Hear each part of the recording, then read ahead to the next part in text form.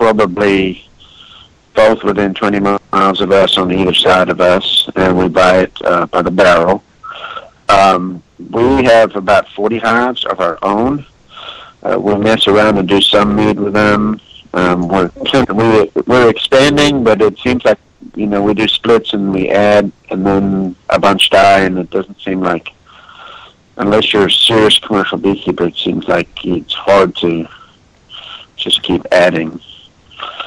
But we're going to do some, what's the word for it? Like of our own honey. Yeah, estate mead, which would be our own honey. Ooh, I like that. Estate mead. Yeah. That's cool. Yeah. I mean, it makes perfect sense when you think about it, but, Yeah, and it tastes very different than our local honey. We're in the same Houston forest, so a lot of people aren't familiar with Houston being very wooded, but in East Texas, it's very thick trees. And so we get a lot of really dark, almost peppery type mead in our local wildflower honey. Cool. And but our honey at the where we are at the commercial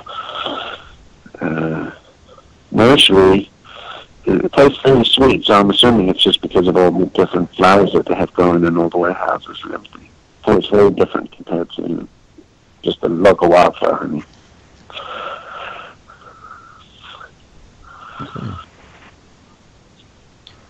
AJ? Sorry, I was taking notes. Yeah, she does that. Yeah. See, I've been diddling around trying to get Ryan back on the call while y'all are doing this. So, for your meadery, how do you deal with the? Sorry, go ahead. No, I was going to say that Frank kind of got me into orange blossom mead down there in Southern California. He likes it. So that I was talking about our orange blossom, yeah. So that's kind of a nod to him too. So we do one orange blossom, and we also do buckwheat. Everyone hates buckwheat, but we do a hopped buckwheat.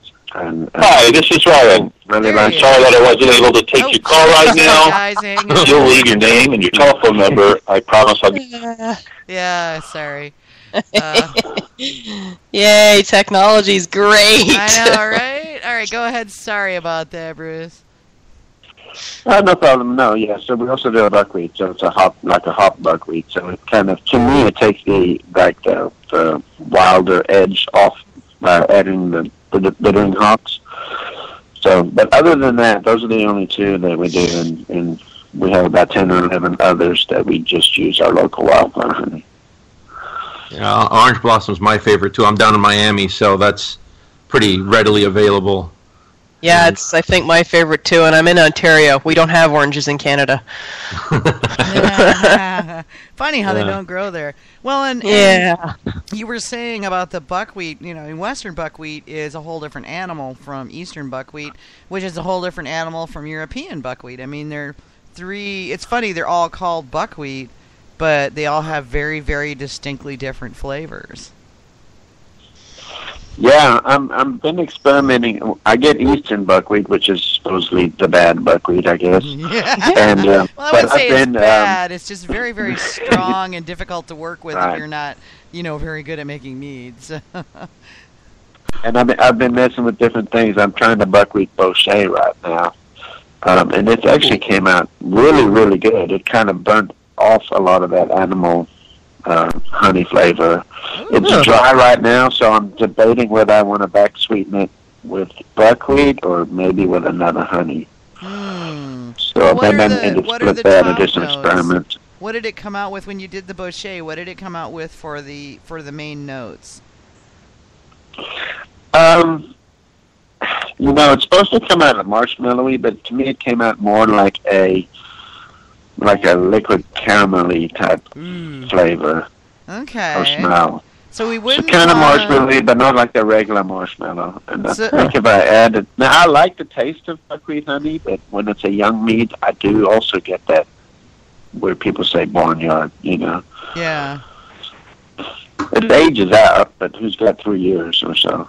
Yeah. But I mean, if you manage to burn off most of that with the bochet, And I'm thinking, I'm trying to think of what honeys would complement that. You wouldn't want to go with an orange blossom because the citrus really wouldn't, pair well with those caramel top notes. But okay, honey hunting here. Meadow foam would be. Well, yeah, that was my thinking. If you can get your hands on some meadow foam, but if this is this a home batch or is this a commercial level? No, it's more of a 5-gallon home batch, and okay. I can get wahia honey pretty easily. And there's a few others. Yeah. Or you could also can you get your hands on almond honey or pecan honey? I don't know. I'd have to check my suppliers and see, but I know that I know the wahia is a Texas honey, so they have that. There's also our fall honey is very dark as well and kind of chocolatey, so maybe that would be a good one. Oh yeah. Because in the fall we have different plants that grow. So yeah, it seems like we're always experimenting. Thank God, because if I was just making Ryan, turn your sound down, hon. You're echoing. Ryan, turn your speakers on your computer off. That would be a good one. I am going to mute you, Ryan. I'm going to hang up on you. Just mute him. I can't figure out it. No, I can mute me, but I can't mute him. Okay, Ryan, are you here? Killed him. Yeah. All right, I think that's resolved. Well, I hope so. There he is. Okay. All right. Hang, Ryan. Yeah, can you Hello? hear us? We can hear you. We can hear you. Hello? Okay, we can't. No. Okay, technology sucks. All right, so You muted him to him. No, I did not mute him. There's no way to actually do that. Yeah. Oh, what kind of radio show is this where you can't mute someone? I mean, sorry. Yeah. Ahem. It was working fine until we went on the air, right? Yeah. But that's usually how it works. Yep. Yeah, it's interesting to see that we have like a 5-second delay. That's interesting. Did you notice that? Yeah, at least 5 seconds. Yeah. Okay, so everything we say is 5 seconds, so we can say mean things and have time to run away. Yeah.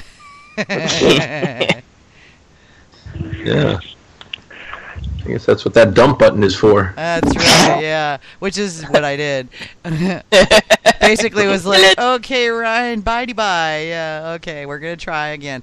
All right, so, yeah, I don't know. I kind of like the idea of an almond or a pecan, but, a meadow foam, honestly, for a home batch, I'd say meadow foam is the way to go.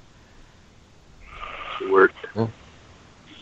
Yeah, no. One of our members, Meridian Hive, they do a meadowfoam mead, and it's delicious. So, we tasted that. That's really good. And I tasted the honey, of course, going to the UC Davis. I keep telling people need to go to that. It's really great, and you get to taste so many different honeys you've never tasted before. And we got to taste the sugars and the acids this last time at the advanced one. It was really cool. Yeah, so all the different types of sugars and all the different types of acids just by themselves, and you could taste what they, what your mead would, what it would bring out if you had that in your mead, the acid or the sugars. It's kind of cool. Yeah. All right, we're going to see if Ryan can jump in here. So, Ryan, are you there? Can you hear me now? Yes! Yes, we can. Yay! Woohoo! We heard you before, Ryan. All I right, think you can hear us. However it is that you're holding your body, don't move. Okay. just stay just like that. In fact, you might want to stick your left arm in the air and stand on one foot. Right. Yeah, 'cause that always works, right? Okay. Yeah. So, Bruce, you had said that you guys are in year 5 of. Is this both the Mead Fest and the competition? Yeah, so the Texas Mead Fest is basically where we announce the winners of the Texas Mead Cup. We'll do it at the festival.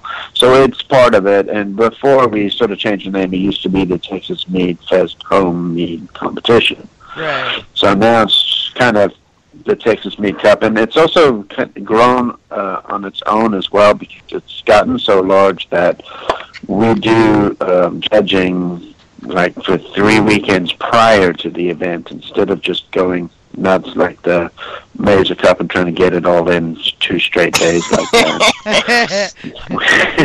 You think it's bad now? Wait until it goes to 3 days. They're already talking about that. Yeah. But finding good judges is hard to do. We're always looking for judges if anyone's down in Texas way. We're actually split the judging. The home competition is going to be judged in Austin, and the commercial competition can be judged in Houston. Okay. So hopefully we can find enough judges between the 2 of those metropolises to get it all done without it being crazy anything. Okay. Well, there's plenty of judges out there, and many of them are willing to travel. How big is the competition now? So we don't know how many commercial we're going to get because this is our first year, so I don't know what we expect to. But the home competition last year, I think, got like close to 400 entries. Dang, that's good. That's amazing. Yeah. So there's every possibility if you advertise it well, and I'm just going to say, feel free to put your call for entries on both Got Mead, the page, and the group, and we'll spread it around. So let's get some entries out there, because people hear me, and put it on the AMMA thing too. People post that. They also have an events page. Are you a member of the AMMA? I am, and what we do with the Texas Mead Association is we basically, with our entry, so this Texas Meadfest is like our fundraising event, basically. Okay. And with some of the money that we raise, all of our members are members of the AMMA. We pay for that membership. That's so we're almost cool. like a sub group of the AMA, but not really, not officially. But well, yeah, you're doing it as a group, and there's nothing wrong with that. So put your event up there so people know it's there. Make sure that you get your call for entries on all, on their Facebook page, on my Facebook page, on every Facebook page that you can find that's mead related that will let you talk to John.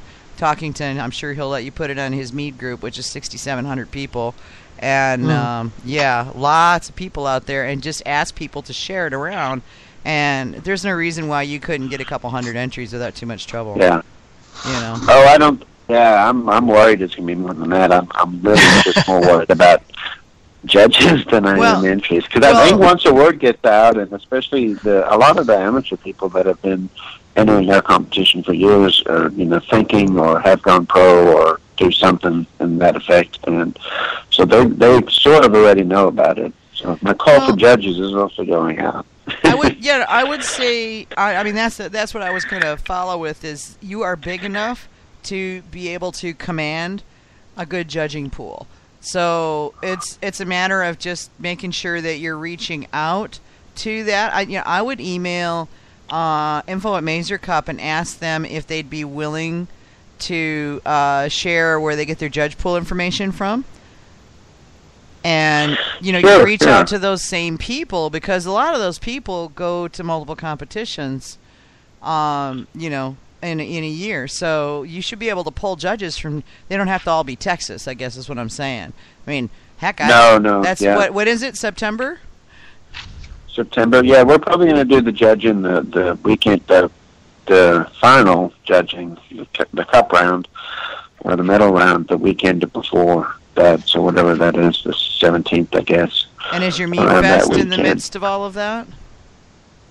The Meadfest is at the end of it, so it's going to be the next weekend. But maybe we'll figure out a way to suck in people, that's. Yeah, and it's been the Meadfest is being held at a KOA, Campground of America. So it's discount rates to anyone who just mentions Texas Meadfest. So they have cabins on the lake, as well as you can just bring your own campers and stuff. Neat. So the night before is going to be quite a party as well. I was just going to say, that sounds like a wonderful venue. It's a whole different experience. So. Yeah, and if people, ride up in their campers, or people rent a cabin, then they won't have to worry about people driving afterward. Yeah. So it's really pretty neat. We've got a fishing lake, a swimming pool, and a bunch of things for kids. Nice. And other stuff to do. So it's pretty nice. Yeah. Well,